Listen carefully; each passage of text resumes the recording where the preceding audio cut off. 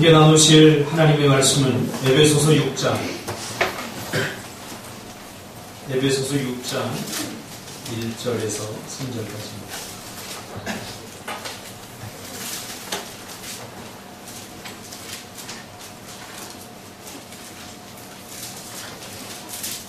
에베소서 6장 1절에서 3절까지 3절밖에 안 되기 때문에 같이 합독으로 통독하시겠습니다. 같이 읽겠습니다. 에베소서 6장 1절에서 3절까지 읽겠습니다. 시작. 자녀들아, 주 안에서 너희 부모에게 순종하라. 이것이 옳으니라.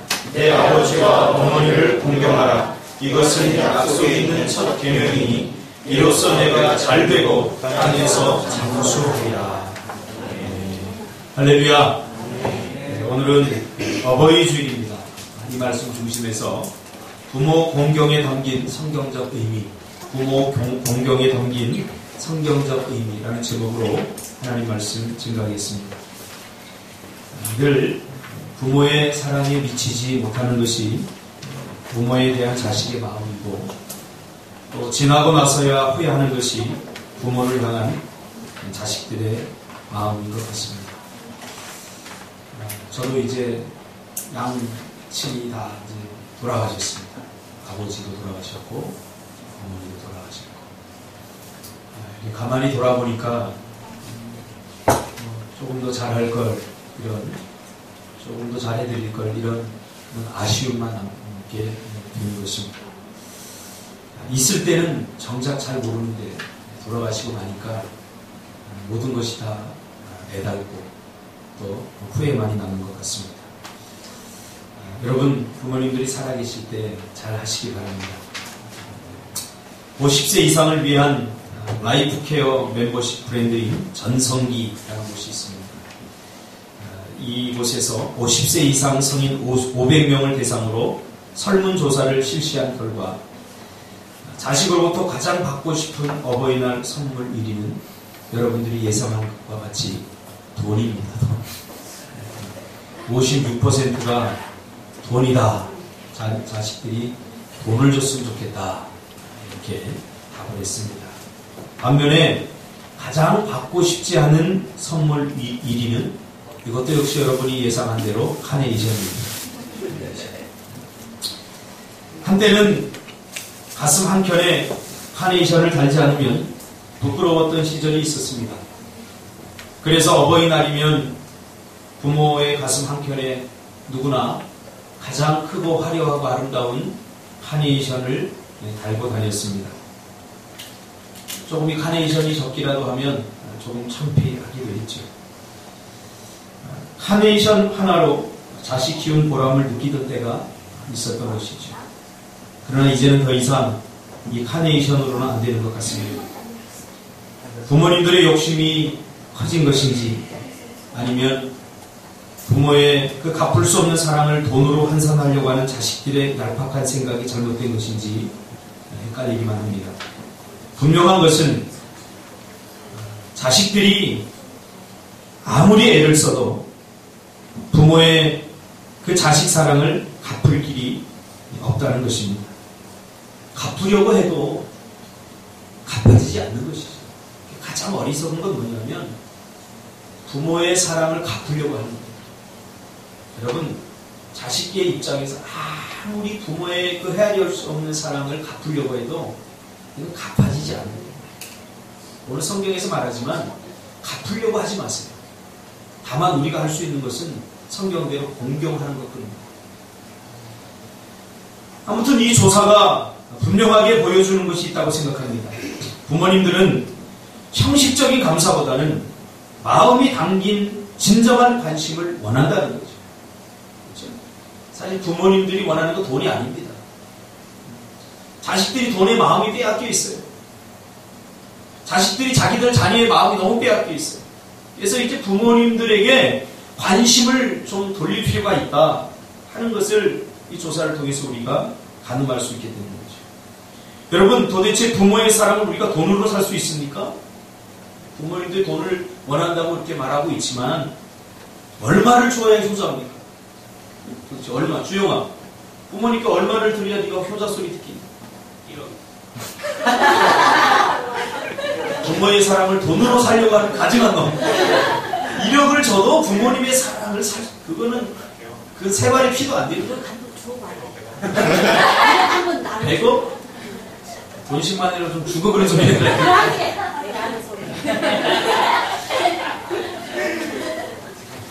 돈으로 표현되는 이 효도의 시대가 씁쓸하기만 합니다. 그만큼 우리가 이 맘모니즘에 깊이 빠져 있다는 것을 반증하는 것 아니겠습니까? 제 생일에 우리 아이들이 돈을 잔뜩 모읍니다. 그래서 나는 은근히 기대했습니다. 이 아이들이 뭔가 조그만 것이라도 나한테 하나 사주겠구나 기대했는데 생일에 편지, 카드가 이렇게 왔어요. 그래서 야 너희들 왜 아빠 선물 하나도 안 주고 카드하고 편지만 쓰는 거야? 그랬더니 아이들이 이게 선물이라는 거야. 이게 선물의 전부라는 거야. 그래서 나도 그랬죠. 그럼 너희들 생일 때 나도 카드를 써주겠다. 그리고 편지를 써주겠다. 아빠 그러면 안 돼. 아빠는 뭘 사줘야지. 그러는데 너희들도 이렇게 표현했기 때문에 나도 이렇게 표현하고 싶다. 대신에 아빠의 마음을 칵 담아서 편지를 내가 써주겠다. 그랬더니 우리 막내가 막 울먹거리면서 절대 안 된다고 그렇게 합니다. 정말 효자가 있었습니다. 온 동네에 소문이 났습니다. 부모가 원하는 것은 어떤 대가를 치르더라도 반드시 해드리려고 하는 그런 자식입니다. 근데 그 자녀에게서 저는 충격적인 이야기를 들었습니다. 제가 직접 만났고 제 주변에 있던 사람입니다. 이제 제발 부모님이 돌아가셨으면 좋겠다. 그렇게 말합니다. 정말 효자입니다. 누가 봐도 부모님에게 잘합니다. 근데 저에게 솔직하게 그렇게 고백합니다. 이제는 제발 부모님이 좀 돌아가셨으면 좋겠다. 효도하다 지친 것입니다. 효도하다 이제는 부모님을 원망하고 미워하게 된 것입니다. 이분은 성품이 아주 좋은 분입니다. 굉장히 인격적인 분입니다. 그래서 어릴 적부터 부모님을 공경해야 된다고 배웠고 주위 사람들이 눈도 있으니까 부모님을 공경해야 하는 것이 당연하다고 생각했습니다. 그래서 최선을 다해서 부모님을 섬겼고 효도했습니다. 그래서 주변의 사람들은 저 사람 정말 효녀다라고 그렇게 인정을 합니다. 그런데 효도하다가 그런 생각이 든 것입니다. 자신의 인생이 아깝다는 생각입니다. 도대체 언제까지? 나도 이제 50줄에 들어섰는데 이제 언제까지 내가 부모님을 모시고 이 말을 듣고 저는 깨달았습니다. 근본적으로 인간은 근본적으로 자기밖에 모르는 죄입니다. 옳고 그름을 떠나서 인간은 근본적으로 부모와 자식 사이에도 결국은 자기가 힘들고 자기가 귀찮으면 부모가 죽었으면 좋겠다라고 생각할 수 있는 존재가 바로 우리 인간이다 하는 것을 저는 뼈저리게 경험했습니다. 결정적인 순간에 자기도 모르게 그렇게 되는 거죠. 자기 중심적이 될 수밖에 없는 것.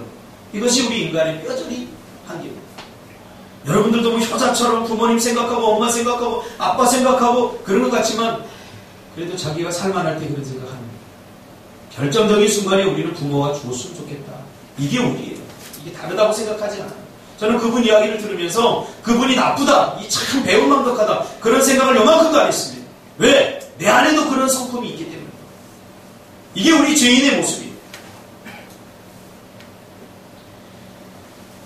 저는 그분에게서 그런 이야기를 듣고는 진정한 의미의 효도가 무엇인가에 대해서 다시 한번 깊이 생각하게 되었습니다. 우리는 지금까지 유교적이며 불교적인 효도관에 의해서 부모를 대했습니다. 그러면 유교적, 불교적 효도관이 뭔가?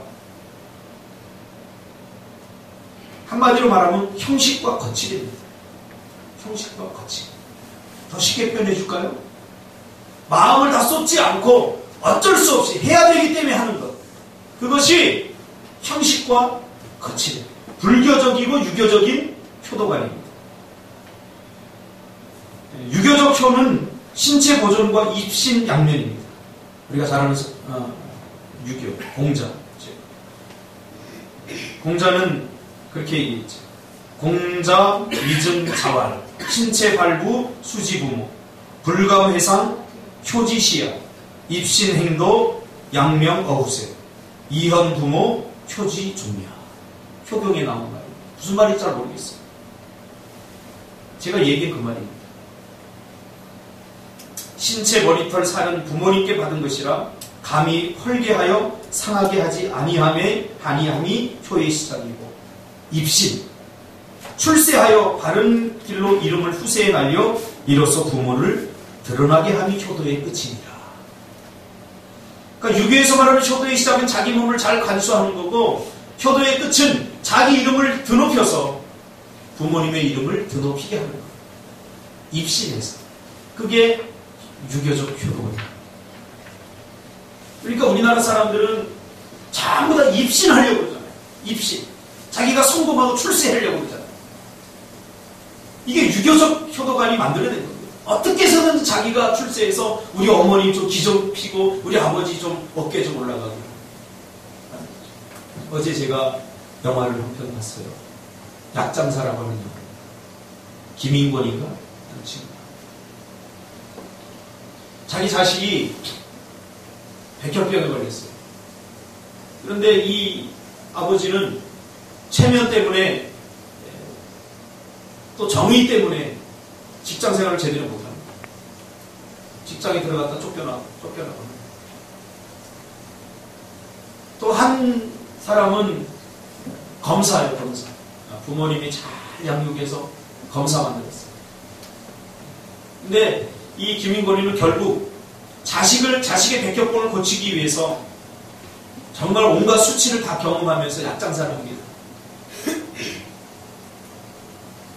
자기는 원하지 않지만 그 자식을 살려야 되기 때문에 자기의 자존심, 자기를 다 버려버립니다. 온갖 수치와 수모를 겪으면서 약장사를 합니다. 그것이 부모의 마음입니다. 또 한쪽에서는 그 자식, 출세한 자식, 검사 자식이 나오는데 엄마가 혼자 이렇게 아파트에 사는데 바쁘다고 들여보지 않습니다. 그래서 결국은 그 엄마가 고독사를 합니다. 뭐 영화를 짧은 시간에 다 이야기할 수 없지만 한번 여러분 보셨으면 좋겠어요. 어버이날을 맞았어요. 부모 5월달에 맞았어요. 그 영화를 보면서 저는 부모의 사랑을 우리가 다 갚을 수 없다. 부모의 헌신으로 성공했지만 결국 자기 성공을 지키기 위해서 부모를 또 이용하는 그 검사 자식을 보고, 또 자식이라면 모든 것을 다 주고 전부를 다 주고도 아깝지 않아 하는, 더 주지 못해서 안 달라 있는 부모님의 그 은혜를 우리가 다시 한번 이렇게 바라보게 됩니다. 안타까운 것은 이 어버이주일 설교도 대부분 이러한 불교적이고 유교적인 베이스 속에서 설교한다는 것이죠. 왜 부모에게 효도해야 되냐? 우리를 낳아주신 분이니까 우리를 효도해야 된다. 우리를 위해서 전부를 다 주시는 분이니까 효도해야 된다. 그런데 우리의 삶의 현장에서는 늘 한계에 부딪혀요. 우리는 그 부모님의 은혜에 비하면 우리가 부모님에게 해드릴 수 있는 것은 너무나 적다는 거죠. 결국은 어떻게 돼요? 죽었으면 좋겠다.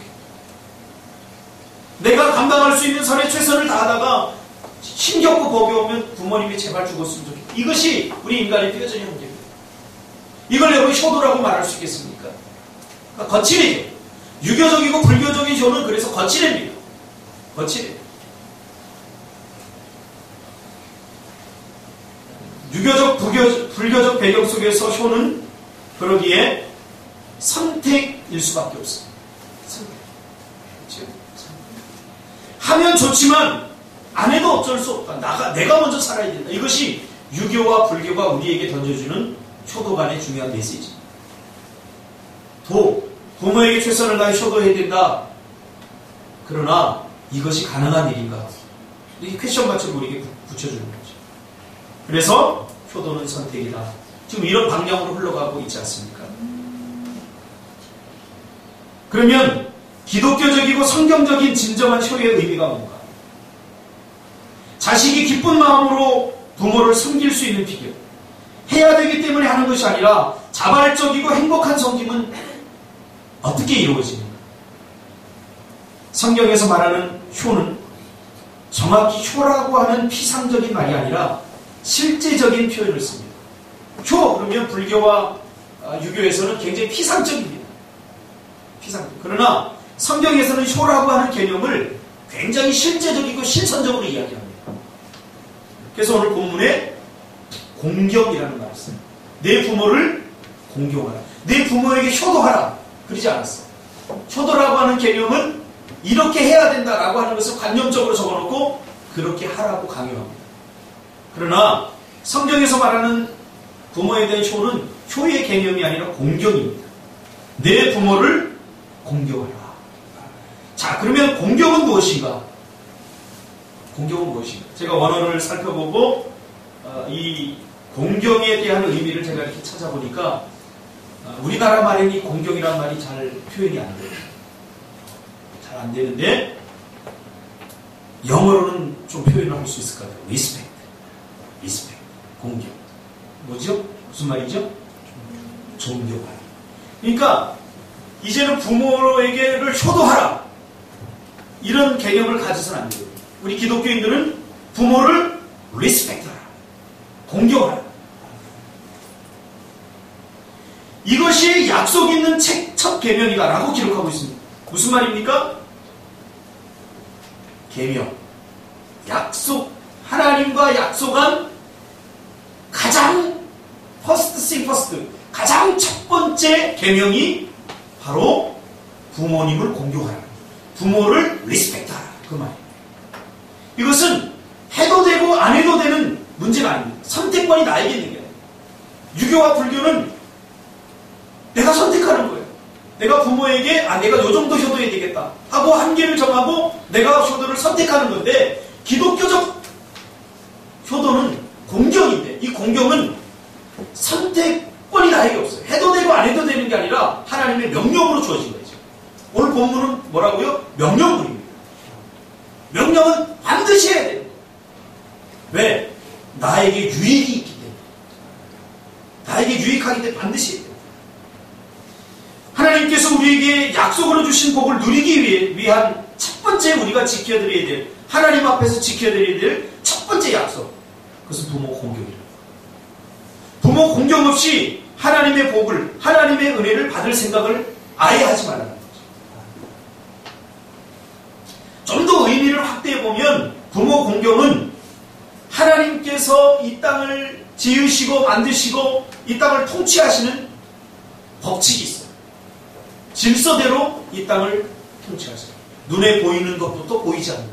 근데 눈에 보이는 것, 우주학자들이 연구한 바에 의하면 우주를, 태양을 중심으로 모든 행성들이 돌고 있는데 거기에 요만한 먼지만한 돌 하나도 이 법칙에 의해서 이탈해버리면 우주에 큰 폭발이 일어납니다. 아슬아슬해. 우주를 우리가 공부하면 아슬아슬해요. 그러나 하나님은 그렇게 하지 않아요. 모든 것에 질서를 두고. 그렇죠? 새는 하늘에 날아가게 하고 물고기는 어디에요? 물속에. 이 법칙에 의해서 우리가 아름답고 행복하게, 이 질서에 의해서 되는 거예요. 이게 눈에 보이는 법칙도 있지만 눈에 보이지 않는 법칙, 수많은 법칙들이 있어요. 그 중에 하나가 이 관계적 법칙이 있는데,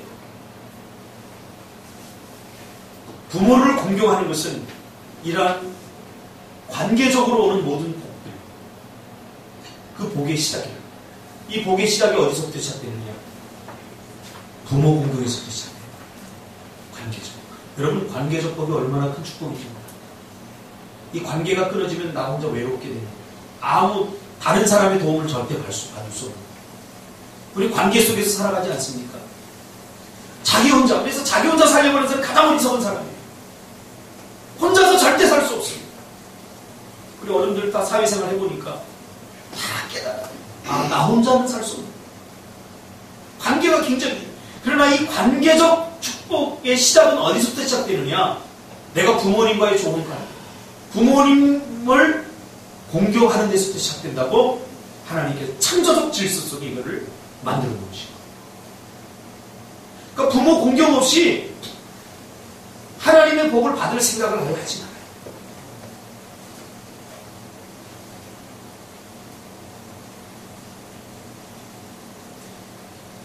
부모를 공경하는 것이 하나님의 창조 질서는 하나님의 창조 질서를 지켜드리는 것이죠. 그러면 공경이란 말이 무엇인가? 어떻게 공경해야 됩니까? 아까 기독교적 표는 공경이라고 했죠. 이 공경은 피상적이지 않고 감정적이지 않고 있어요. 성경을 보니까 공경이란 말이 부모를 공경한다는 말이 아주 구체적으로 나와 있어요. 어떻게 하는 것이 공경하는 거예요? 너무나 많기 때문에 다 할 수 없지만 제가 요약적으로 뽑아보니까 신명기 27장 16절과 잠언 23장 22절에 보니까 아주 구체적이고 실제로 부모를 경홀히 여기지 말라. 부모를 가볍게 여기지 말라. 그래서 여러분 부모님들에게 될 수 있으면 존댓말을 쓰세요. 존댓말을 쓰세요. 부모를 경홀히 아주 가볍게 여기지 말라. 부모님의 최대의 약점이라면 사랑이에요. 우리는 그걸 너무나 잘 알아요. 그 사랑을 이용해요. 그래서 부모를 너무 가볍게 해요. 함부로 말하고 함부로 대답하고 부모님을 경홀히 그러니까 부모님이 한 이야기 말을 귀담아 잘 들어요.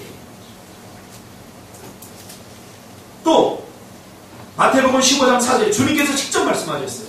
부모님을 비방하지 말라. 부모님을 비방하는 사람이 있죠. 우리 엄마는 성격이 못됐어. 우리 아빠는 어땠어? 무능해. 비방하지 마라. 다른 사람들 앞에서 부모님을 비방하지 마라.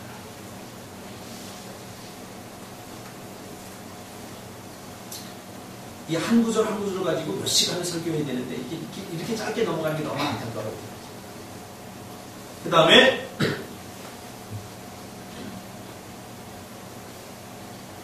부모님을 저주하지 말라. 부모님을 출애굽기 21장 17절. 부모님을 업신여기지 말라. 업신여기. 우리가 조금 나이가 들면 부모님이 돼요.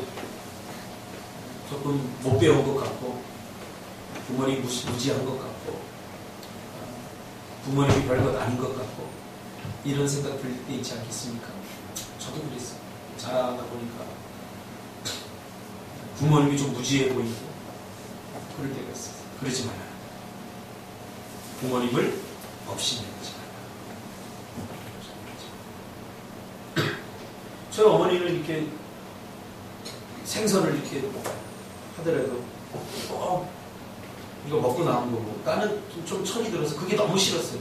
어머니도 좀 맛있는 쪽 좀 먹지. 꼭 생선을 이렇게 발라주시고는 본인은 안 먹고 남은 거 뼈다귀 씹어 드시거나 생선 껍질 같은 거 씹어 드시면 그게 좀 저에게는 좀 추해 보이고 왜 그렇게 하는 게 나는 무조건적으로 양보하는 게 굉장히 싫었어요. 그래서 막 밥상에서 그러지 마시라고 그렇게 이야기하고 그게 제가 보기에는 좀 업신여기. 부모님의 최대 약점은 뭐예요? 사랑하기 때문에. 부모님을 구박하거나 쫓아내지 말라. 부모님을 조롱하지 말라. 뭐 이외에도 수없이 말라. 만약 이것을 어겼을 때는 뭐 굳이 어겼을 때 어떻게 되리라 하는 것을 말하지 않더라도 우리는 이미 하나님의 창조 질서를 거스릴 때 우리는 고스란히 일반적 은혜 안에서 그 모든 죄를 내가 다 그런 말이죠. 너 나 같은 새끼 한번 나와서 키워봐. 너도 나중에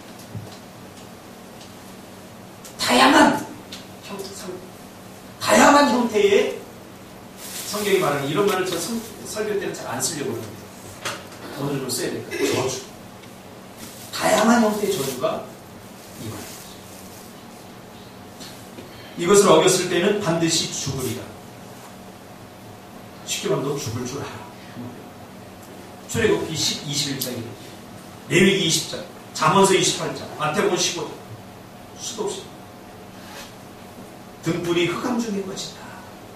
내 인생의 길이 막힌다는 거예요. 암담해진다. 이건 조금 충격적인 잠언서 30장 17절. 눈을 까마귀에게 쪼이고 독수리 새끼에게 먹힌다. 이것을 어기는 것은 살인죄에 해당된다. 이렇게 성경은 말하고 있습니다. 그러니까 어떻게 이런 것들이 임하는가? 구체적으로는 너무나 그 저주가 다양하게 나타나기 때문에 성경은 말해주고 있지 않지만, 그렇죠? 부모님에게 잘해. 그 부모님에게 못하면서 내 자식은 좀 잘해줬으면 좋겠다. 그리고 자식이 다 쏟아부리는데, 이게 성경적 논리에 의하면 전혀 맞지 않아요. 자식에게 대접받고 싶은 부모에게 잘해. 이게 성경이 우리에게 가르쳐줘요. 저는 부모님에게 잘 못했기 때문에 자식들이 나한테 못하더라도 나는 여한은 없어요. 그것에 대해서 난 서운해하거나 그를 각오했어요. 그래서 나는 감당한 만큼만 했고, 그래서 내 자식에게도 사실 잘 못해줬어요. 괜히 욕심부려서 안 돼요. 욕심부리지 마요. 그러나 에린이가 네 자식들에게 잘할래, 대접받고 싶으면 나한테도 잘하게 돼. 성경은 참 대단하죠. 이게 성경의 논리입니다. 그러면 부모님의 말은 무조건 따라야 되는가? 오늘 본문에서 그 바운더리를 정해주고 있죠. 주 안에서 공경하라. 주 안에서 공경. 분명하게 바운더리를 정해주고 있습니다. 그러면 주 안에서라고 하는 말은 어떤 의미인가? 내가 주님 안에 있다면 당연히 그렇게 해야 된다. 그런 말이에요. 첫 번째 뜻은. 주 안에서 공경하라. 그 말은 네가 주님의 백성이냐? 네가 하나님의 백성이냐? 그러면 주님 안에 있다면 당연히 너는 부모님을 공경하는 사람이다. 공경해야 한다. 라고 말하는 거죠. 이것은 창조 질서를 따르는 것이죠. 또 하나는 그 순종이 주님 안, in Christ. 헬라어로는 en Christo. 주님 안에서, 말씀 안에서 순종해야 됩니다. 부모님이 원한다고 다 들어주는 것이 참된 효가 아니라는 거예요. 불교나 유교의 효는 그렇습니다. 마치 이것은 자식들이 원한다고 다 들어주는 것이 자식을 망치는 일이듯 성경적인 원칙 안에서 부모님을 섬기고 존경해야 된다는 뜻입니다. 어제도 그 약장사를 보니까 자식들이 놀아주지 않으니까 부모님들이 그 보도방, 물건 파는데 이 지하에 해놓고 걔네들이 막 그 부모님들 막 3,400명 모인 데서 막 쇼를 하고 막 부모님들 안아주고 막 온갖 서비스를 다 해요. 근데 이 보도방 사장이 의미 있는 말을 해요. 야, 너희 자식들이 놀아주지 않으니까 우리가 이렇게 놀아주면서 돈 몇십만 원 받는데 그게 뭐 그렇게 억울하냐 그런 얘기를 합니다. 가슴이 찡한. 너희들 바쁘다고 부모님하고 안 놀아주지 않느냐. 그러니까 우리가 돈 한 30, 40만 원 받고 우리가 지금 놀아주는데 그것도 못 낸다고 그러냐. 그러면서 외상가 안 갚으니까 가서 막 따지고. 그런 식이에요. 성경적 원칙 안에서. 그래서 보도방 가서 300만 원, 400만 원, 500만 원어치 사와요. 부모님이 원한다고 다 끌어들이는 게 참된 효냐. 성경에서 그렇지 않다고 말하죠. 말씀의 원칙 안에서 해야 된다라고 말하는 거죠. 대표적인, 그러면 성경적 원칙 안에서 부모님을 섬기고 존경해야 되는데, 리스펙트 해야 되는데, 그러면 성경적인 대표적인 예가 있어요. 바로 룻기입니다. 룻기에 나오는 룻의 모습. 룻이 그의 시어머니를 대하는 태도. 그것이 가장 성경적인 효도감입니다. 성경적인 공경입니다. 나오미와 엘리멜렉이라는 부부가 있었어요. 룻기는 그렇게 시작되죠. 그런데 자기가 살던 땅에 흉년이 들어서 베들레헴을 떠나서 모압 땅으로 가버립니다. 그곳에서 나오미는 엘리멜렉 남편을 잃어버리고 기련과 말년 두 자식을 잃어버립니다. 그리고 남은 것은 연약한 여자 셋만 남아요. 두 자부, 며느리 2명과 이 시어머니만 남아요. 고대 근동 아시아에는 우리나라의 법과 달라서 자식이 죽으면 며느리가 그 자식의 자식과 계속 결혼해야 되는데 자식이 없으면 그냥 떠나가도 되는 거예요. 이 나오미는 텅 비어버렸어요. 모든 걸 다 잃어버렸어요. 이제 그는 외적으로 살아갈 길이 막막해졌고 내적으로는 살아야 할 이유를 잃어버린 것입니다. 죽음과 박탈로 삶의 욕구마저 무너져버린 이 나오미. 생명적 위기에 봉착한 거죠. 그렇죠? 여러분 생각해 보세요. 다 죽었는데 살아야 될 이유가 있습니까? 그렇죠? 다 죽었는데 살 길이 막막하지 않습니까? 그러니까 살아야 될 이유도 없고 살고 싶다고 해서 살 수 있는 상황도 아닌 거죠. 지금. 그때 나오미는 남아있는 두 며느리 룻과 오르바에게 나를 떠나라 라고 말합니다. 아까 얘기했죠? 공경은 선택할 수 있다고요? 없다고요? 없는 거예요. 명령 하나님. 선택권을 주는 거예요. 그때 오르바는 한 며느리 오르바는 나오미를 떠나고 선택한 거죠. 자기 살겠다고 떠나간 거죠. 부모 공경은 선택권이 나이가 없는데 떠나간 거예요. 그래서 역사 속에서 잊혀진 거예요. 그러나 룻은 어머니가 섬기는 하나님이 나의 하나님이고 어머니가 가는 곳에 나도 가고 어머니가 죽는 곳에서 나도 죽겠습니다 하고 하나님의 명령을 가슴에 담고 시어머니를 따라갔었죠. 쉽지 않은 선택입니다. 하나님의 명령을 공경하는 거죠. 부모 공경은 선택이 아니라 주님의 명령입니다. 룻은 자발적으로 어떤 강압이나 어떤 체면 유지 차원이 아니라 순수한 내가 아니면 이 시어머니가 죽는다. 이 생명적 위기에 봉착해 있는데 이 시어머니가 죽는다. 긍휼히 여기는 마음으로, 불쌍히 여기는 마음으로. 사랑은 때로는 긍휼과 불쌍히 여김으로 나타납니다. 하나님이 우리를 사랑하사 우리를 긍휼히 여기시기 바랍니다. 여러분 부모님들을 긍휼히 여기시기를 바랍니다. 부모님들은 늘 사랑 때문에 공궁에 처합니다. 사랑 때문에 공궁에 처합니다. 사랑 때문에 죽음의 위기에 직면합니다. 자식 사랑 때문에. 며칠 전에 TV에 보니까 자식 등록금 마련하려고 명태를 당했는데 아버지가 등록금 마련할 길은 없으니까 공사장에 갔다가 그 무너져갖고 죽었어요. 늘 부모는 사랑 때문에 죽음의 위기에 직면하는 거 아니겠습니까? 부모님들이 일하니까 당연히 하는 겁니까? 늘 생명을 건 자식을 키워내기 위해서 자식을 생존시키기 위해서 부모는 늘 이런 죽음의 위기에 직면하는 것 아니겠습니까?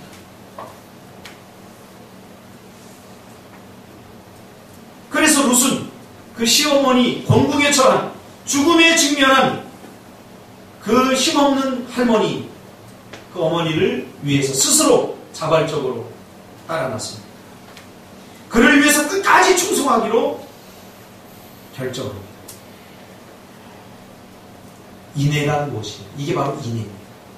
그래서 공경이란 말과 오늘 룻기에 나온 인애란 말은 같은 말이에요. 인애. 우리나라 말로 이것을 가장 잘 표현한 게 있는데 뭐냐면 정입니다. 정. 초코파이 생각나는 정. 그놈의 정 때문에. 이 성경적이에요. 참 매정한 사람들이 자기 유익을 따라서 자기에게 유익이 없으면 딱 잘라버려요. 교회도 쫙 떠나버려요. 참 정없는 사람.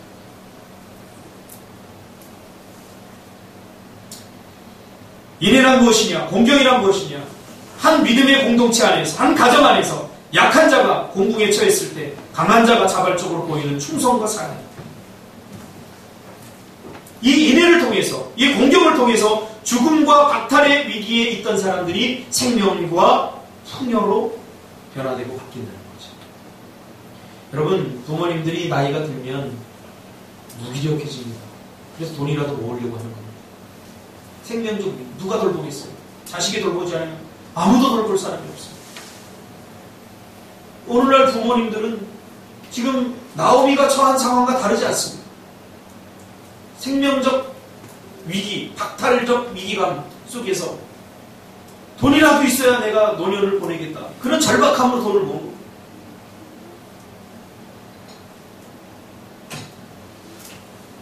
우리가 루시드예요. 자발적, 억지로 해야 되기 때문이 아니라 자발적. 하나님의 창조 질서를 이해하고 여기까지 또 이기적으로 내가 오늘 본문에 보니까 내가 효도해야 내가 잘 살아. 내가 효도해야 장수해. 그런 끝까지 이기적인 모습으로 부모님에게 잘하려고 하지 마세요.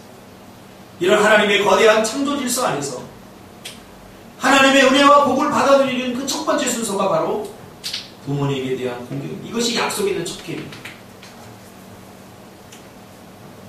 그래서 성경적 효도가는 억지로 어쩔 수 없이 하는 것이 아니라 자발적으로 하는 거죠. 오늘 루시 안 해도 돼요. 선택 안 해도 돼요. 그러나 자발적으로 목숨을 걸었잖아요. 당신이 죽는 곳에 나도 죽겠다고 그랬잖아요. 당신이 가는 곳에 내가 가서 하나님 복을 주셔서 잘 되게 그거 바라지 않았어요. 룻의 고백은 그거예요. 당신이 가는 곳에 가서 당신이 죽는다면 나도 죽겠습니다. 그런 말. 당신과 운명을 함께 하겠습니다. 그런 말. 이거를 억지로 선택한 것이 아니라 자발적으로 참여한 거예요. 자발적으로. 부모가 나이가 들면 고난에 처하게 됩니다. 누군가 도와주거나 보살펴주지 않으면 그는 곧 생명의 유혹을 받고 죽게 됩니다. 어제도 그 아들이 검사였고 많은 부를 가지고 며느리가 부잣집에서 와서 큰 부를 가지고 있었지만 이 어머니는 결국 생명적 위기에 처했습니다. 그래서 홀로 아파트 안에서 외롭게 교통사를 하게 됩니다.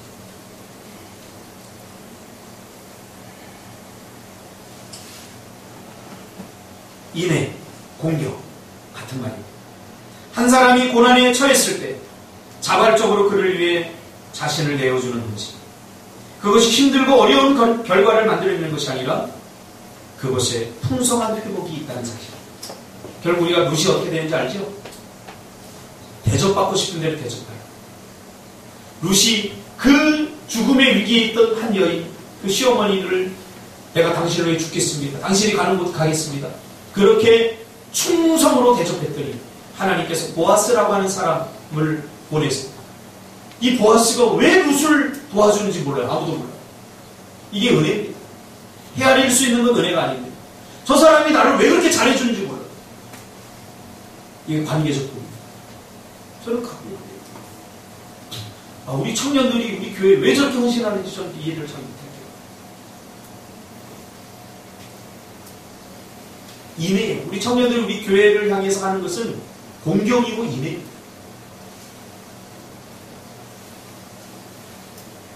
대접받고 싶은 대로 대접하시길 바랍니다. 그래서 저도 이렇게 떠올라요.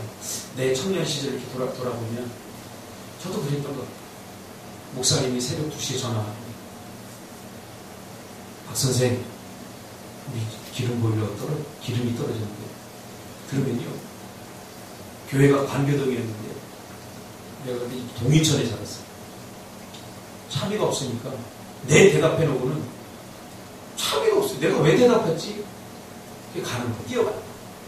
관계동까지 동인천에서 관계동까지 정확히 35분 걸려요. 뛰어가요. 내가 잘 뛰니까 그렇게 뛰어가요. 우리 집사람이 가면 이틀 걸려요. 가면요 목사님이 건강이 굉장히 안 좋으셔요. 그래서 가서 기름통 갖고 주유소 가서 기름 받으다가 보일러에다 넣어주고 그래도 목사님이 하나도 서운하지 않았어요. 난 그렇게 하는 것이 너무 감사했어요. 그렇게 목사님을 도울 수 있다는 것에 너무 감사했어요. 내부터 써야 되는데 전화 와요. 가보면 별거 아니에요. 박 선생님 형광등 좀 갈아줘. 우리 희은이 방에 커튼 좀 갈아줘. 그거 가는 것이 하나도 귀찮지 않았어요. 너무 감사해요. 인애. 저는 하나님의 인애에 대한 보응을 지금 받고 있다고 생각해요. 네. 배집사가 그렇게 해주고 우리 청년들이 저한테 그렇게 해주고 예전에 배집사가 저한테 그런 얘기 한 적이 있어요. 내가 목사님한테 이렇게 헌신하는 만큼 누군가 나한테 이렇게 해주는 사람이 있을까요? 뭐 이렇게 비슷한 이야기를 한 적이 있어요. 그래서 내가 아무 말도 안 했어요. 왜? 하나님이 그렇게 하실 것이다. 대접받고 싶은 거죠. 여러분이 부모에게 하는 것이 곧 하나님의 기쁨입니다. 하나님을 가장 닮은 사람을 이 땅에 여러분에게 보내주셨습니다. 부모님을 기쁘게 함으로 하나님이 기뻐하겠다고 첫 번째 약속을 해주신 거예요. 기도하겠습니다.